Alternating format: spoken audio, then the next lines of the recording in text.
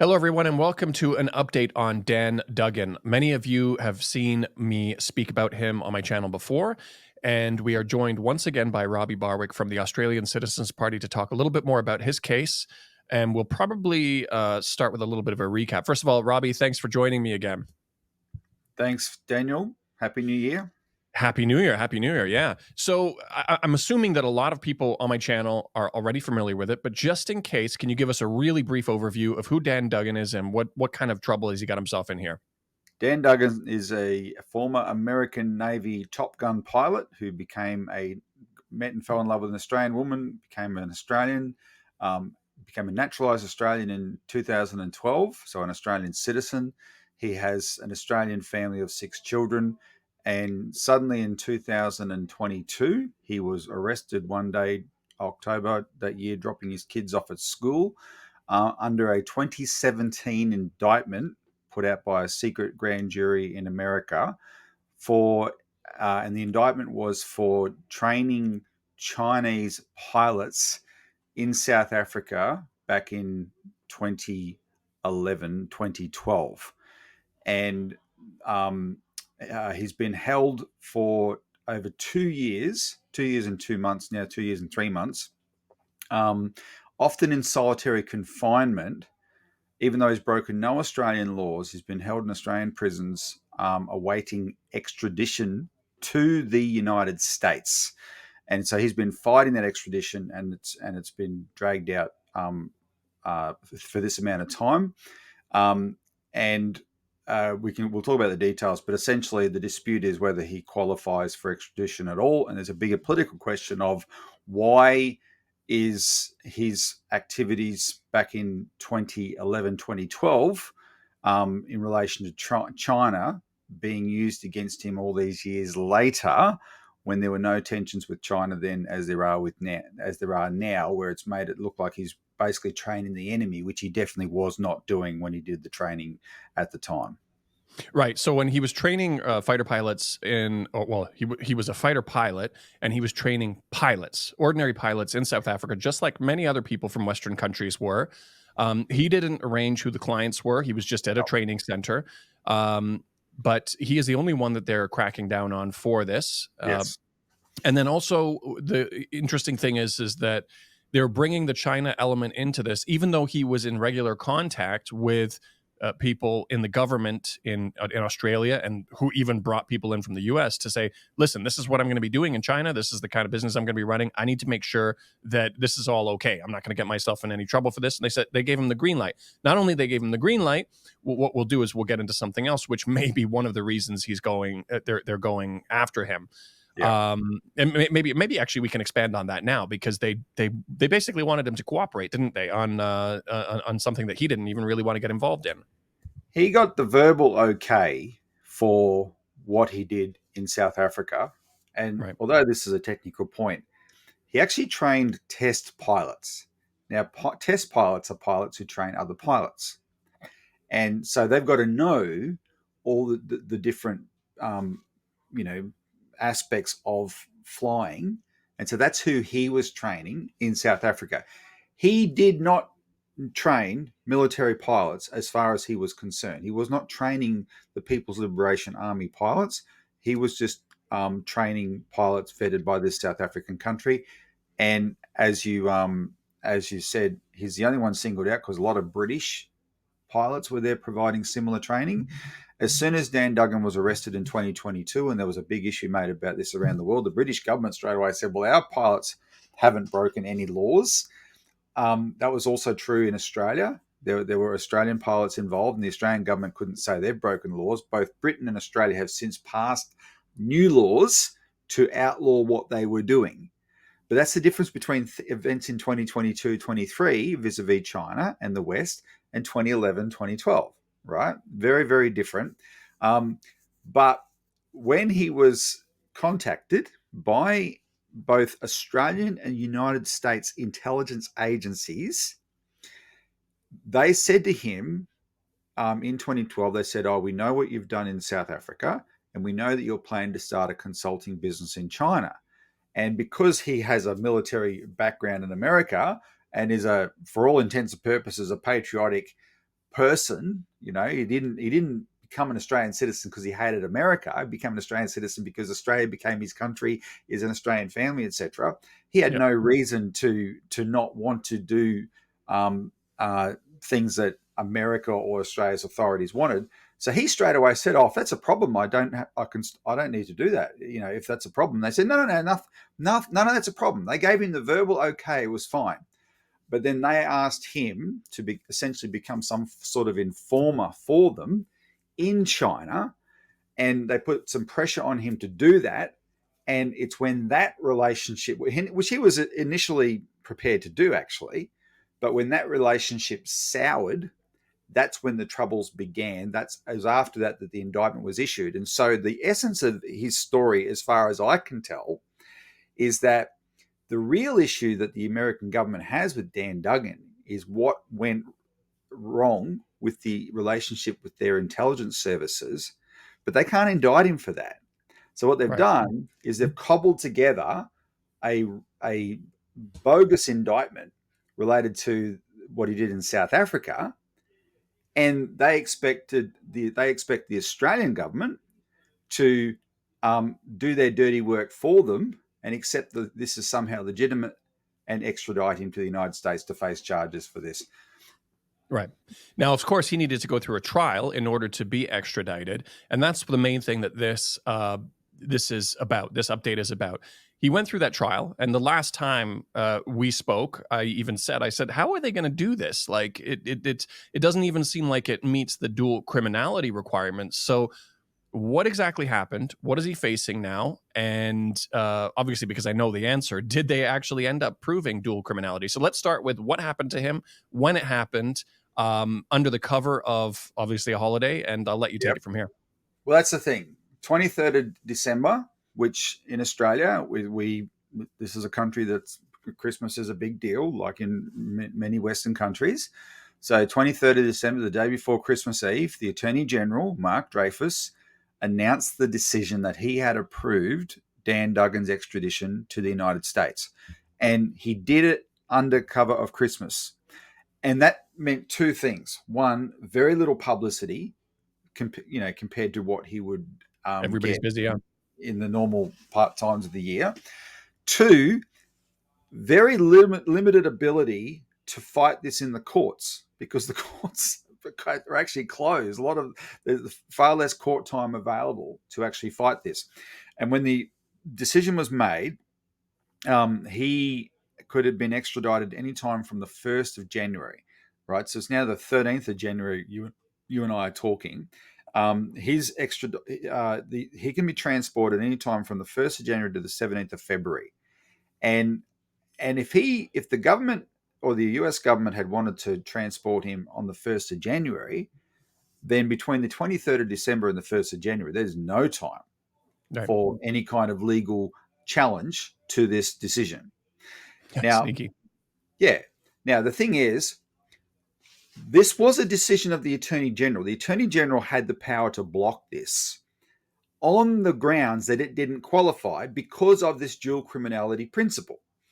And which is that unless it's a crime in both countries, right, then you can't extradite. And this is a standard feature of extradition laws and treaties.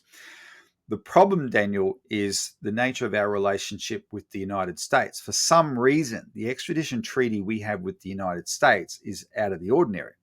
We have a treaty that says that the proof of dual criminality, if the extradition request comes from America, can only be tested in an American court. But so he needs to be extradited first in order to prove whether dual criminality exists, in order to approve the extradition, which has already happened. That's right. And this is from a treaty that we came to agree to in the 1980s. It kind of exemplifies Australia's subservient relationship to the United States, frankly, that this such a treaty would exist. That said, although that's how the treaty works, the Attorney General still had the power. He had the power not to test this in a court. He's the Chief Law Officer of Australia. He could have said, no, this clearly doesn't apply, get lost. But he didn't. And the way he's handled this, Mark Dreyfus, is why I reached out to everybody I could. Our office had closed for the Christmas period, etc. It was a terrible time of year, and this poor family is absolutely devastated. And I was determined as much as I could to generate publicity, and I reached out everywhere I could. And I even did my first ever TikTok video, Oh, to which got 30,000 views wow. actually. So that was pretty good. I was quite happy with that. People actually have paid attention to a degree to this issue. Good on TikTok. No wonder the American government wants to ban it. Good on you too. I thought we were too old for TikTok, but you're putting some encouraging stuff out there.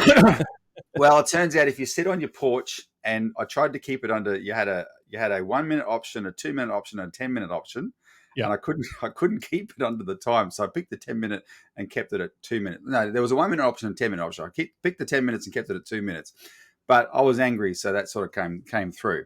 But here's the point I made on TikTok and YouTube.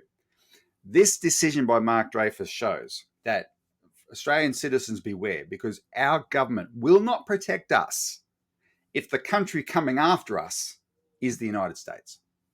Right. That's what it shows, right? If you actually look at the case, there's the dual criminality thing is pretty black and white. It doesn't have to be tested in the US court, for crying out loud. There is no law that he broke in Australia that is the same as what he's being indicted for in the United States. And therefore, Australia does not have the law that he supposedly broke in the United States, and therefore it doesn't apply. And the only reason I would do this is because this fits in with a geopolitical agenda. His lawyer, now I've got to read his lawyer's submission to the Attorney General to lay all this out. His lawyer's submission, Daniel, has better details than me, but it's essentially the overarching political point that he made, and he's a very well qualified guy, this lawyer.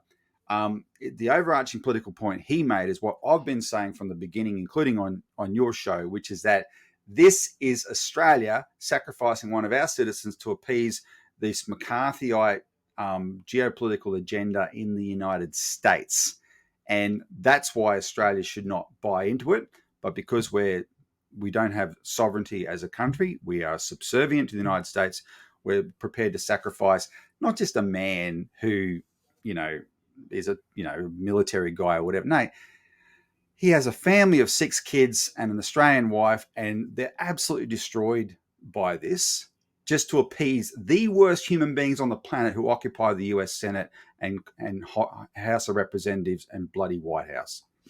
And this has been happening right from the beginning, too, because they also appease them by blocking his wife's ability to sell their property to raise money to fund this legal battle, accusing them of laundering money, even though that money came into the country legally and they paid taxes on it.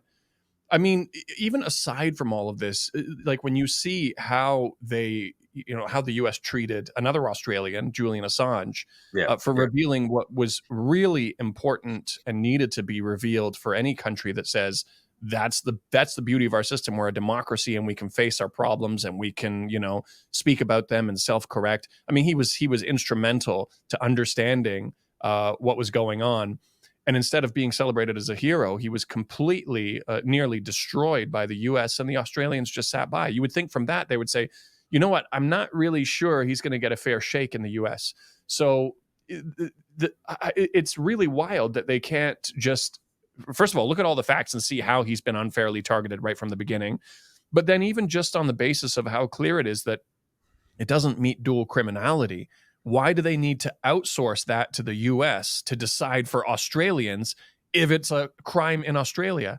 I mean, it doesn't make sense. And even if it was on the books, you would think, like you said, the Attorney General or whoever's looking at this saying, this doesn't really make sense. This is actually even outright embarrassing for us as Australians. But no, they're just they're going along with it. Well, we have a pretty tightly controlled media here, frankly.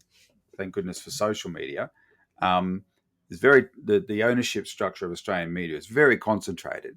And when it comes to these big geopolitical power plays and struggles, the media always marches in lockstep with the government and our Anglo-American masters. And so from that standpoint, this is an issue where it's one of the reasons I felt that our party needed to be very vocal, because we're the only party that's prepared to stare down this Sinophobia and anti-China hysteria. because the government knows that the media will just ignore all the implications of this because it's related to China. Anything that's in any way connected to China, then they'll just ignore the normal implications that they'd want to pay attention to. They're not interested, and if there's no media attention on it, then the government doesn't suffer. The government it's a risk-free decision that they get to make, right? Yeah. And even though because of the work we've done, including in conversation with you, where we have brought it to the public's attention, the public, when they hear about the details, is infuriated, including by the fact that, one of the things I'm going to do now is ask people to help fund this family's legal defense. We'll put the link below. They're going to need all the funding they can get. And one of the reasons they have to ask the public is because they wanted to sell a property that was worth over $4 million, which we have a big housing bubble in Australia. It's not as fancy a property as you might think. $4 million means Yeah. a bit like Canada, right? They wanted to sell a rural property worth $4 million, and the day before the sale was due to go through, the US government had it frozen for the reasons you said, and as proceeds of crime, because they can't even give the Duggans the ability to fight on a legal level playing field. They're up against the full might and power of the United States system, and they want them to fight with one hand tied behind their back. So the lawyers that I've just referenced before, the Australian lawyers, technically they're not working pro bono. They would like to get paid. This, being a lawyer, is not a charity, but they haven't been paid because there's no money to pay them. And the family has already had to book US lawyers who've come up with some important stuff. And they will be needing to pay those US lawyers more, especially if an extradition goes ahead. I mean, this looks like there's nothing going to stop it now. Hopefully they I will say this just as a bit of an aside.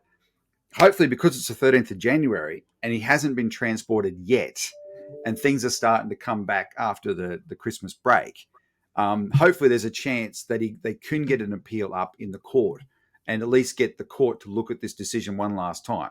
Right. And if that happens, that should delay the extradition. So they need all the legal help they can get to do that. And the only way they're going to get that help is if the people who actually see through this kind of agenda, that these neoconservatives and this anti-China crowd that's absolutely feral and hysterical in the United States will happily destroy a family just to keep pursuing this agenda.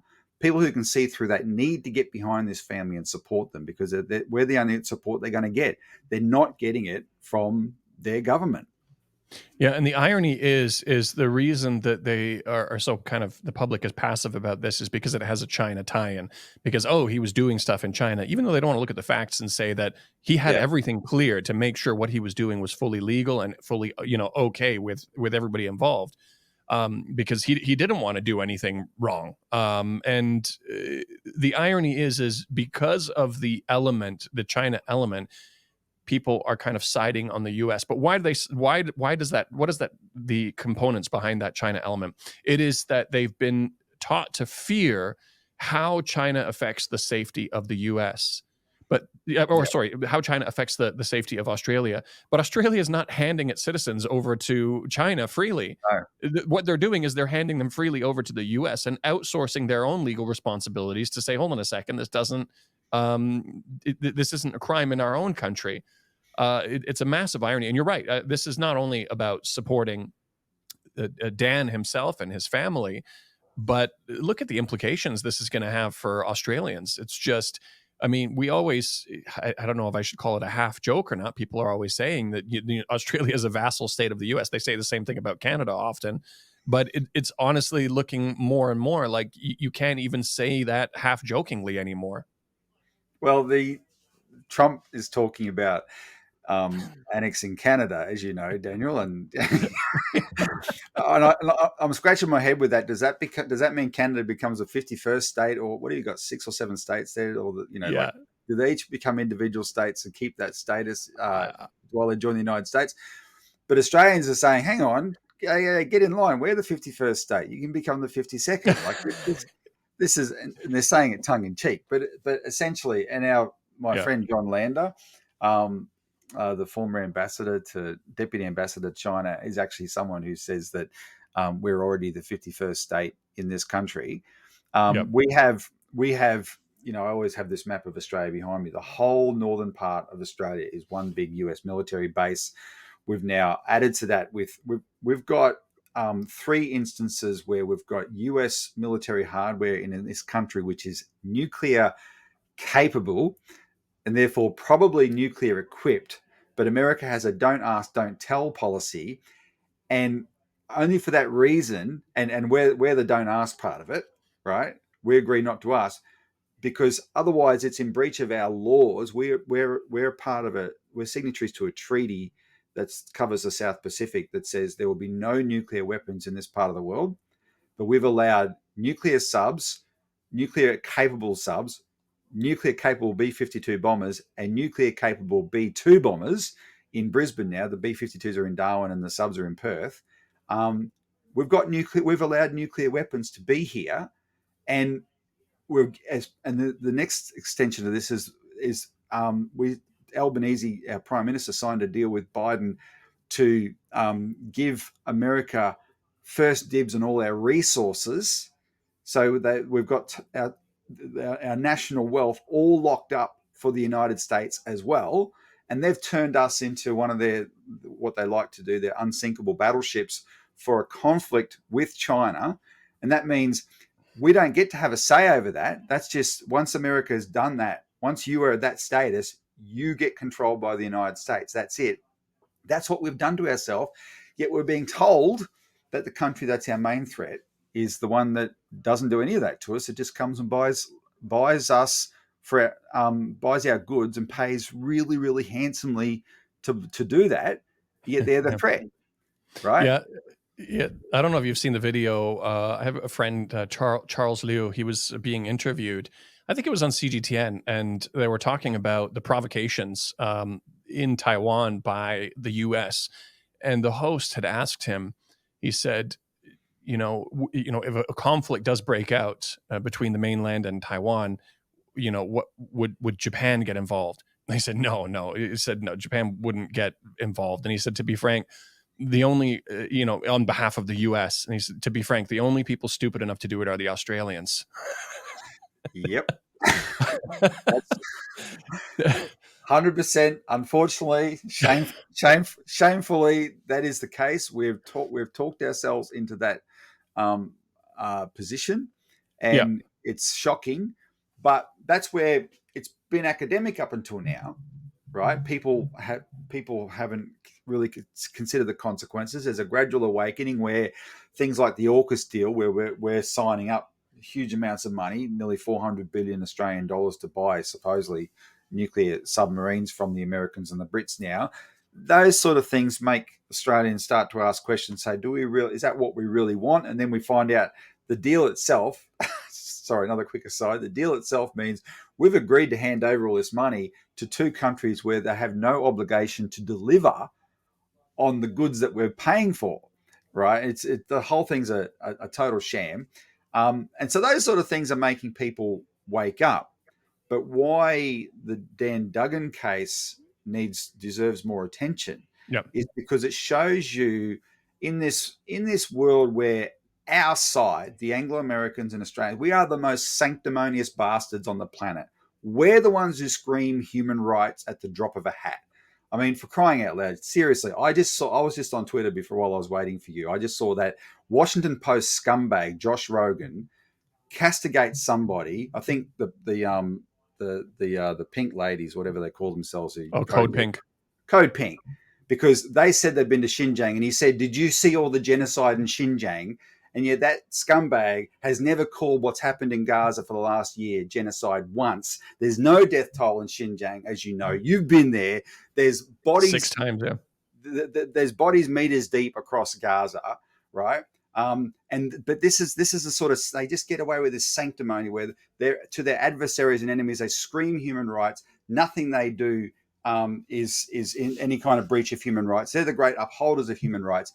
The Duggan case shows you how shamelessly they're prepared to just short circuit actual laws They don't care who they damage. And this is a beautiful Aussie family with little kids and that are just being traumatized to death by this.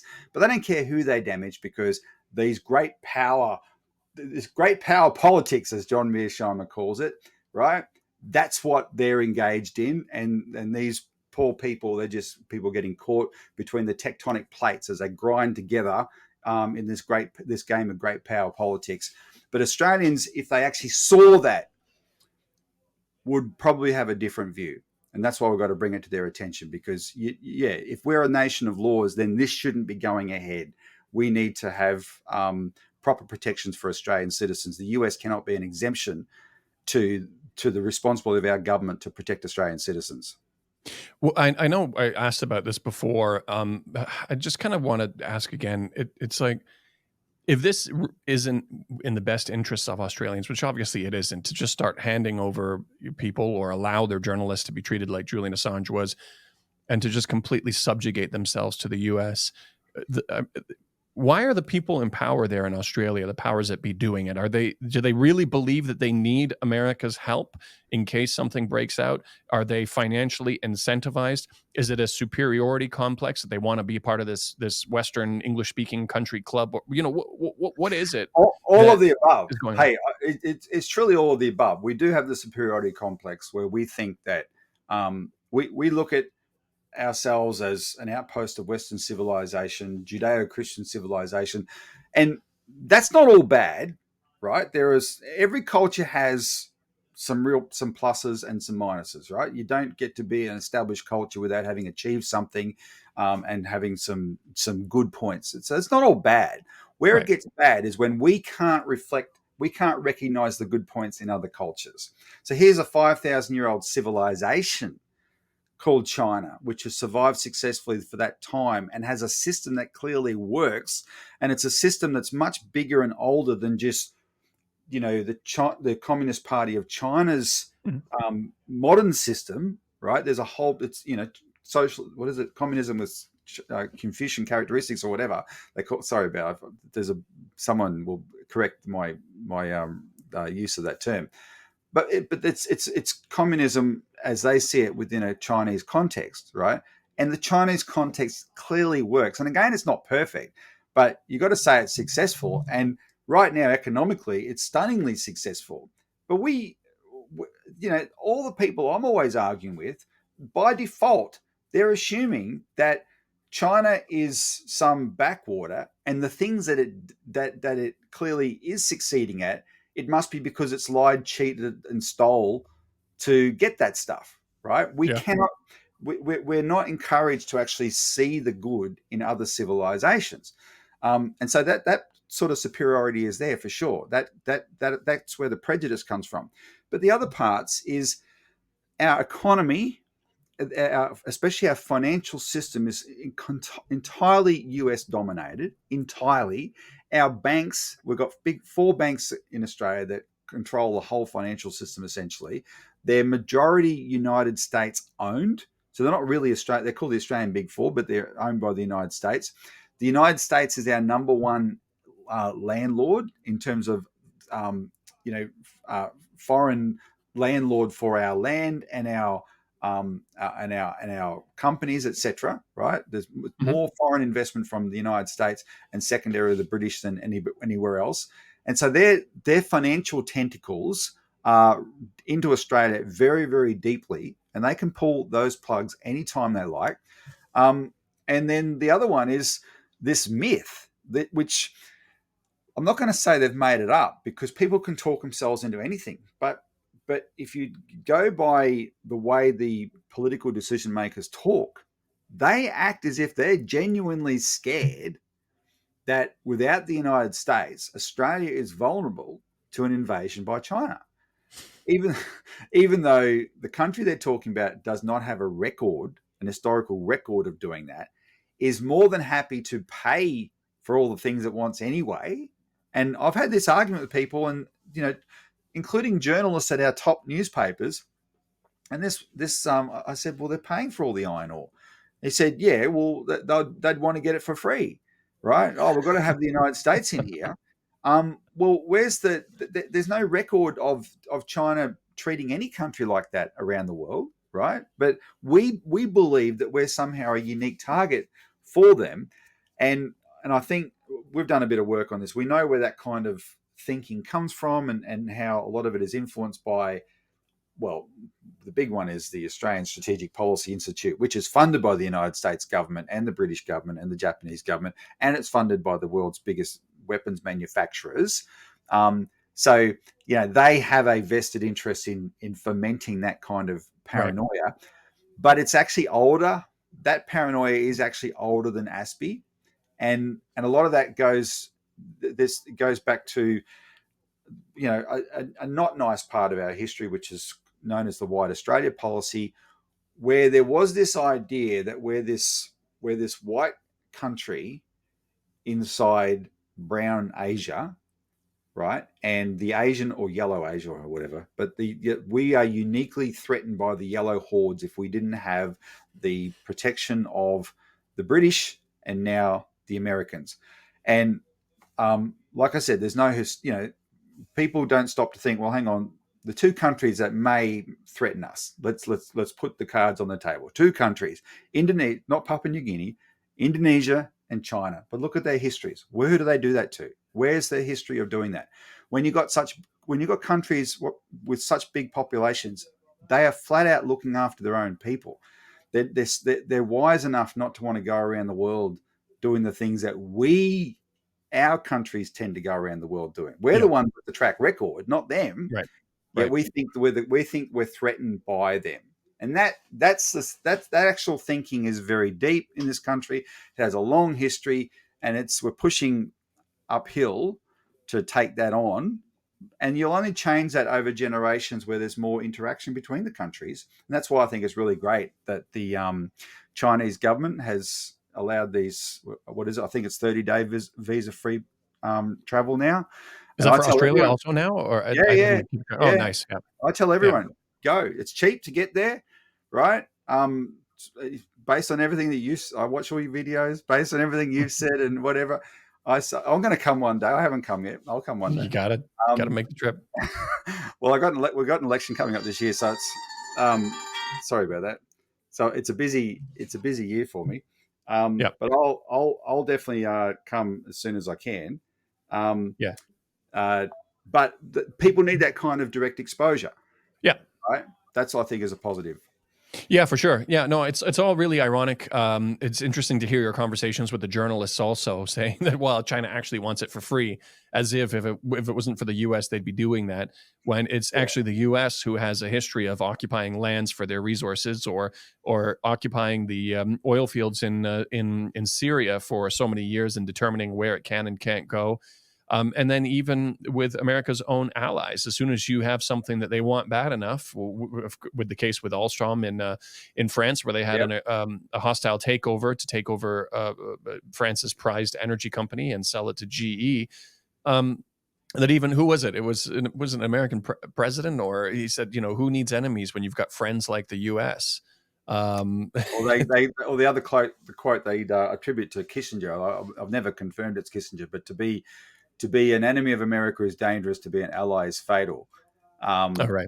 And the your reference to Alstom, it's my. I live on a quite close to a train line now, and I use it a lot. And the carriages are made by Alstom, and every time I see it, because I read Frederick Pierucci's book, The American Trap, and I often cite that as an example in the Dan Duggan case. This is a guy who got trapped, and the US legal system was weaponized against him until they broke the resolve of the French government to sell Alstom to General Electric. But they didn't care what they did to this guy and his family, right? And even Macron, before he was president, was one of the voices speaking up about what a extortion this was, what a naked extortion this was. But this is the American system, and there's a real parallel in lots of different aspects, including America's claim to extraterritorial jurisdiction, etc., to be able to do all these things. But we took on the Attorney General on this matter of the America's justice system Daniel, because um, we've been getting people to engage with him and advocate on Dan Duggan's behalf. And one of the lines that was coming back from his office to all these people that were calling him was, "Well, Daniel Duggan is going to receive a fair trial in the United States. It's the United States. They have the best legal system in the world." And like the first time I heard that, I thought, "What? He did not say that, right?" But no, that's the myth. He was just perpetuating the myth. But when Joe Biden pardoned Hunter Biden, he explicitly said that the reason he had to pardon him was because the US legal system, judicial system, was corrupt and politically weaponized. He said that about his own country's judicial system. Yep.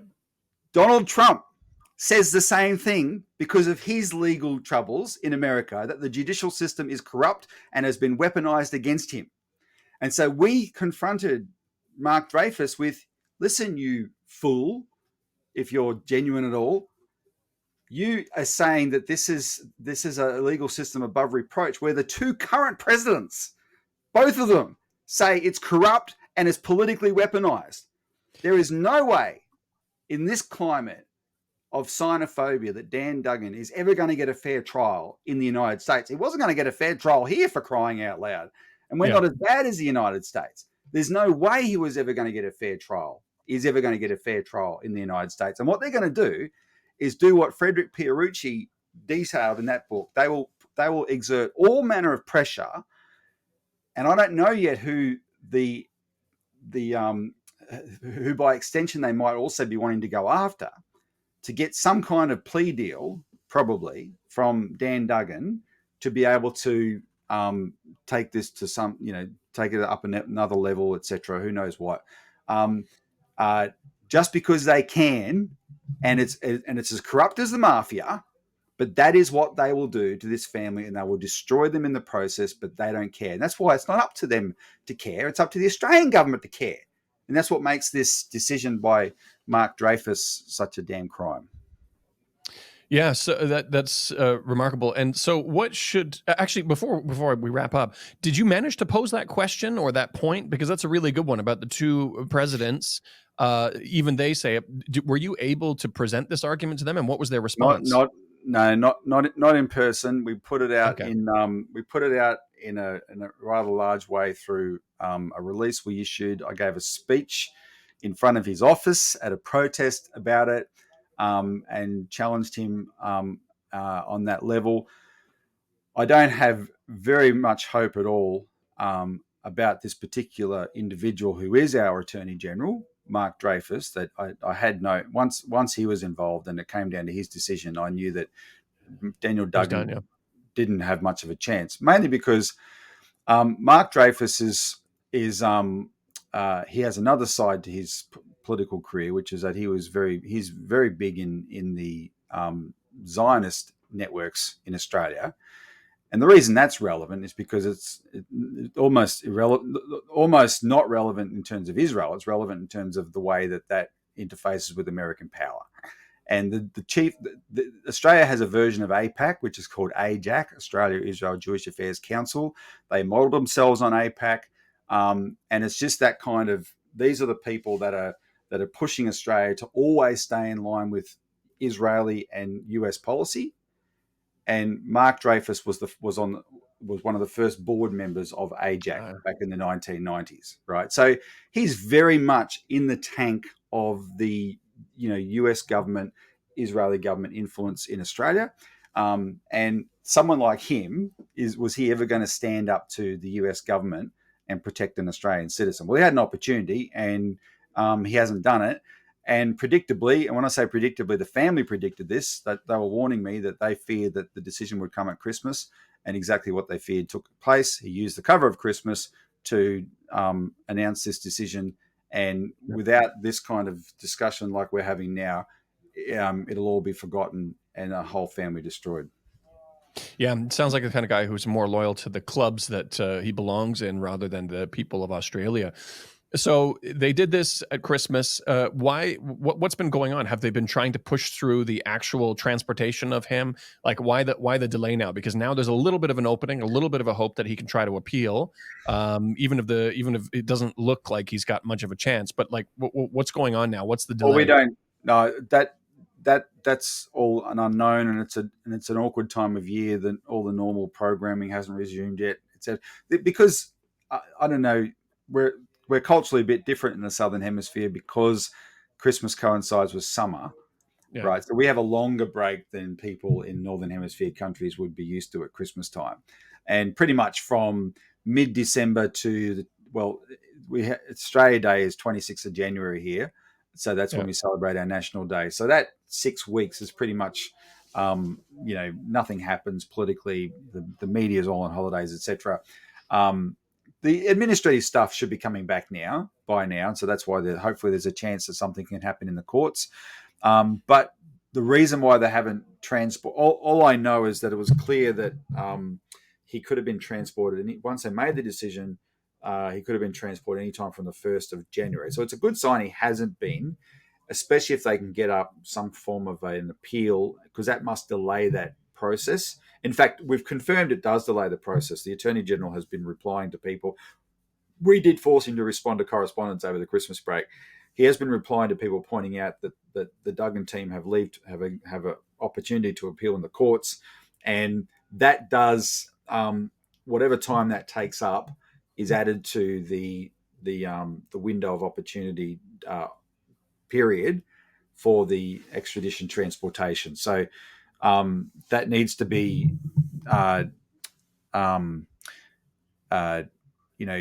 hopefully followed through on by the team. Like, I'm sure they're doing their best. When I say hopefully, I know they're turning heaven and earth to try and do something. Hopefully the logistics in relation to the courts, etc., worked for them. So, is there still a chance, though, that he will actually be transported to the U.S. before they even get a chance to do this appeal, or they're at least in a safe zone where they can get an appeal? He could have been transported today for all I know. Oh, It's really? now Wow.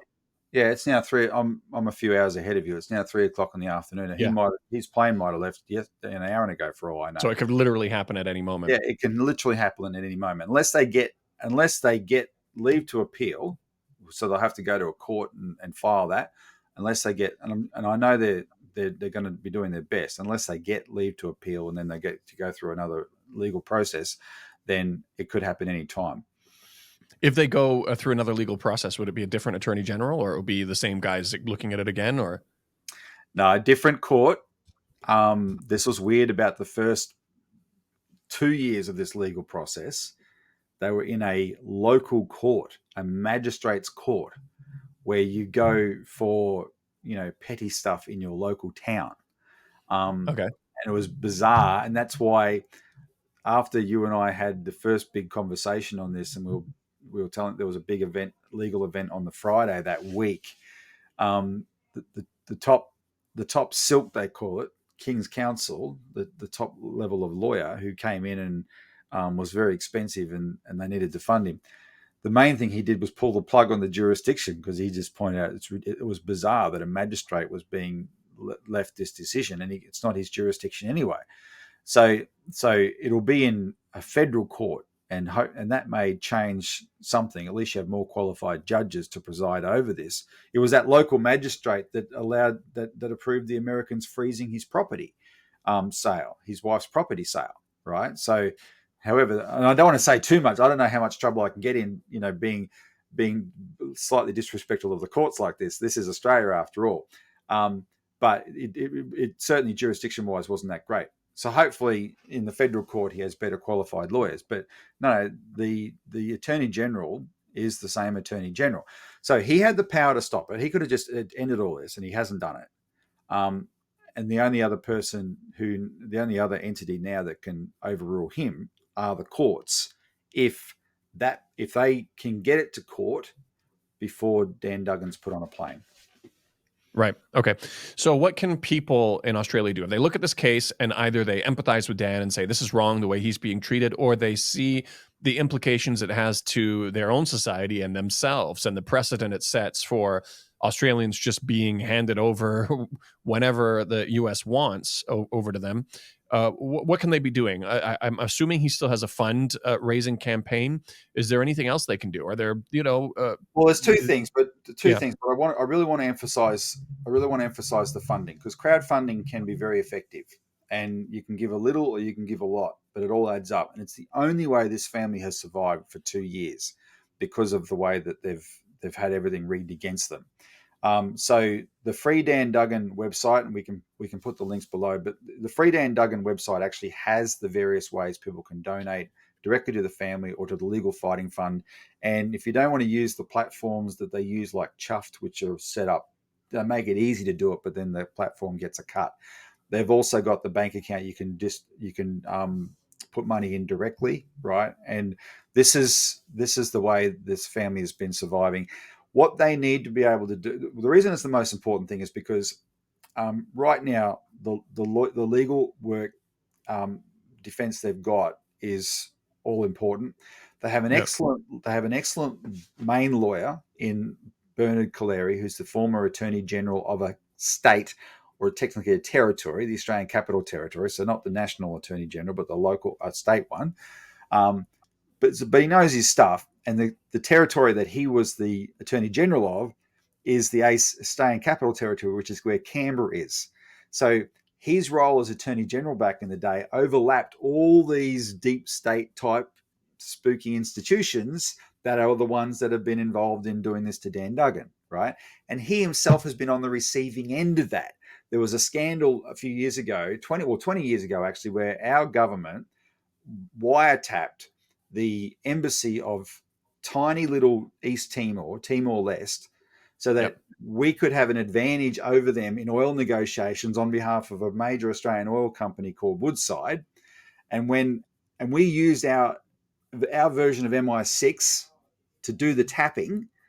yep, And when the MI6 officer involved had a conscience, because it was just, we were stealing this little tiny country's oil, right? And blew the whistle on it. No one knows his name, because you can't reveal the identity of these agents. But Bernard Collaery was his lawyer. And then, because the Australian government are such bastards, they didn't just go after the whistleblower. They went after Bernard Collaery, and they were going to charge him as well. And he had to take that on. And so he's had this kind of experience dealing with the worst aspects of these deep state, to use that term, kind of institutions that do this dirty geopolitical stuff. So yep. that's actually good qualification for him. He's a top guy, and he's done. And like I said, when I saw his submission, I knew that he got the essence of what this was politically, and he's been able to express that. Plus, he has it backed up with all the details, right? So anyway, people like him, the Duggans depend on him enormously. Plus, this isn't over if he gets extradited, because there's still the case of an Australian citizen will be before the US courts, and this things like the dual criminality thing can then be tested, and so this is not over at all. The difference between Bernard Collaery and US lawyers, which the Duggans have already had to start booking, is those lawyers don't work for free. They don't say pay us later. They want their payment up front. And so that's already been a very expensive process, but it's necessary. You can't do anything without it. And so this is just draining what few resources that the family have.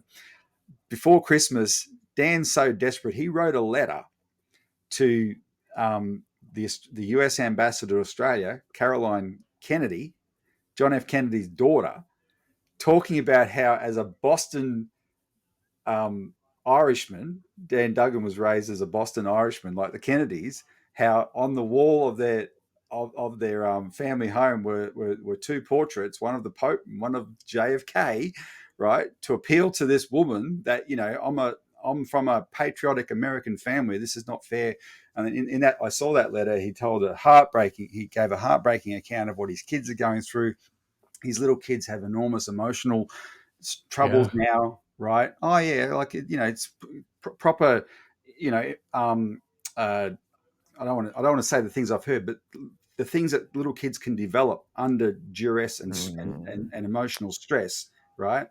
And they should be living an idyllic life in the Australian, in regional Australia, right? And Yeah. instead, this is their life now. So he laid all that out to her, appealing to her try and get Biden to put him on his list of pardons or whatever that might take. Anyway, so that's really important, and they're only going to get the support from Australian and people around the world who see the overarch, the big picture here, and realize it's BS, and think of Dan Duggan as someone who, if this is allowed to stand, it can happen to anybody who has in any way intertwined with the China issue, because that's the precedent they're setting. So if you can help, please help that way, a little bit or a lot. The Free Dan Duggan website will explain how you can do it. The second other way, though, and this is more for Australian citizens who may be watching this, but please do it if you do, contact the Attorney General and contact the Prime Minister and contact your local Member of Parliament. What I'll do, Daniel, is I'll provide you a link to the last time we put out a notice of this, and the way people can contact is on that is in this thing I wrote, and down the bottom is the links to that. But actually make them answer you, make them understand that just because they think that they'll get away with this because the media is not going to cover it, that Australians who find out are outraged. Make sure they understand that, because then, you're appealing to just their ability to read the room and realize, well, if this becomes a bigger issue, this can really blow up in our face. Like Julian Assange did eventually. They ignored it for years. In fact, they used to sneer at him for years. But when public opinion shifted, even the guy who's the current opposition leader, Peter Dutton, eventually, who's as much as a US stooge as you'll ever see, even he came out calling for Assange to be let go because public opinion shifted and it blew up in their face. And they may think now that that's not the case with Dan Duggan, but we're not going to stop advocating, and eventually it will. And people will say, well, what did you do? How did this happen? Why aren't Australians protected from this kind of bureaucratic persecution? Yeah, I mean, they need to. The people of Australia need to set an example that no, we're not going to stand for just handing people over like this when the case is so weak. No matter what they think about China, no matter what they think about all the other elements that are involved, the implications are huge. And also, it's a statement of saying, you know what, you tried hiding this from us. None of the news agencies are really reporting on this. And we want to show you that that's not enough anymore. We can still find out what you're doing behind these covers and behind the cover of holidays, apparently also. They absolutely need to do it. Long term, should people also be putting pressure on their government to update the extradition agreement so that you're not outsourcing your dual criminality clause to the U.S.? I mean, that sounds like something. I mean, maybe that's a battle for later, but that sounds like something that's got to change too. Absolutely. This is one of those things that wouldn't have been properly tested before. And once it came up and people actually saw how this thing was worded, it was bizarre. Like, how can that, you described the circular way it works very well, right? The only way you can test whether you should be extradited is once you're in the country you've been extradited to, because that's the way the law is written. And there's a contrast here because 15 years ago or so, Australia agreed to an extradition treaty with China. And it was going to go ahead. We signed it, but then it's got to be ratified by Parliament.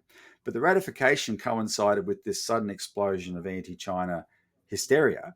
And the extradition treaty became one of the targets of that, especially when the Hong Kong riots exploded on the back of that extradition treaty, or what the extradition law there, right? So the Australia's extradition treaty with China became one of the targets, and all the politicians ran away from it. And we don't have an extradition treaty.